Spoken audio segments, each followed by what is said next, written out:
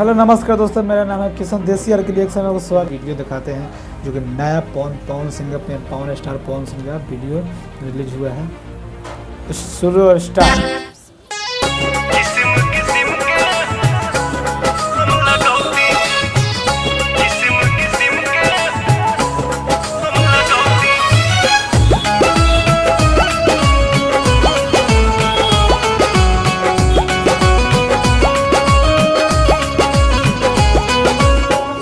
जनती जटी कुली पे सैया जिलो भाई जई है।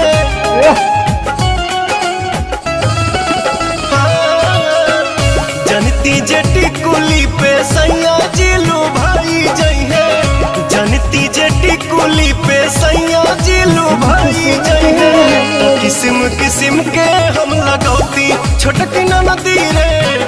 किस्म किस्म के हम लगौती छोटकी नदी रे। किस्म किस्म के हम लगौती।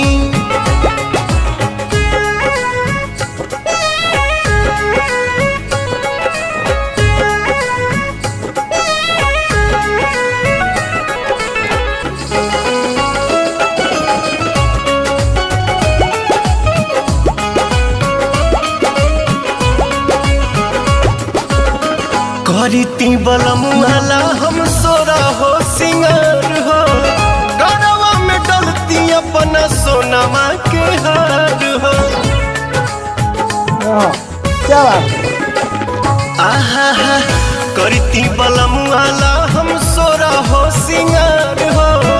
गरवा में डलती अपना सोनमा के हार हो। जनती जे झूम कप झूम जई है पियावा हो। सोनरा से जाके बनवैती छोटकी नदी रे। सोनरा से जाके बनवैती।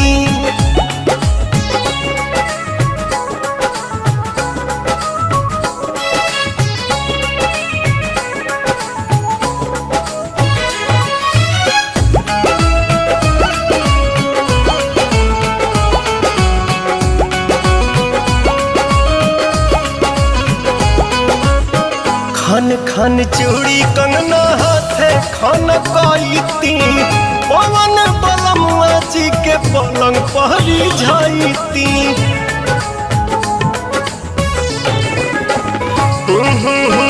खन खन चूड़ी कंगना हाथे खन कईती। पवन बलमुआ जी के पलंग पहरी जाईती। रूप के इंजरिया में कस जैती कोरावा में। सैया जी कमाए नहीं जैती छोटकी नदी रे।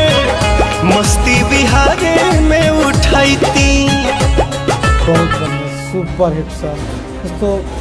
एक गाना वाकई बहुत अच्छा है गाना। जिस गाना के राइटर है विनय बिहारी जी। बहुत दिन के बाद ये सॉन्ग लिखे हुए हैं।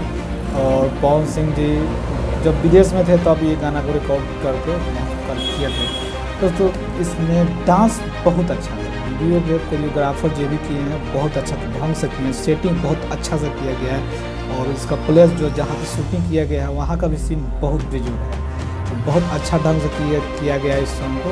और सॉन्ग को आज ही रिलीज किया गया है। और बहुत अच्छा वीडियो लगा, बहुत अच्छा, बहुत सुंदर वीडियो जो हर एक घर में भी बजा सकते हैं। ऐसा गाना नहीं, साफ सुथरी गाना, साफ सुथरी गाना है। और देखिए, एंजॉय कीजिए। और देसी आर के रिएक्शन चैनल को सब्सक्राइब कीजिए। बेल आइकन को बजाना न भूलिएगा ताकि हम जब भी वीडियो डालें आपके पास नोटिफिकेशन 100% जाएगा, सबसे पहले आपके पास जाएगा। आप तो भगवान हैं, आप जो चाहेंगे वही होगा। और नमस्कार, जय हिंद, वंदे मातरम।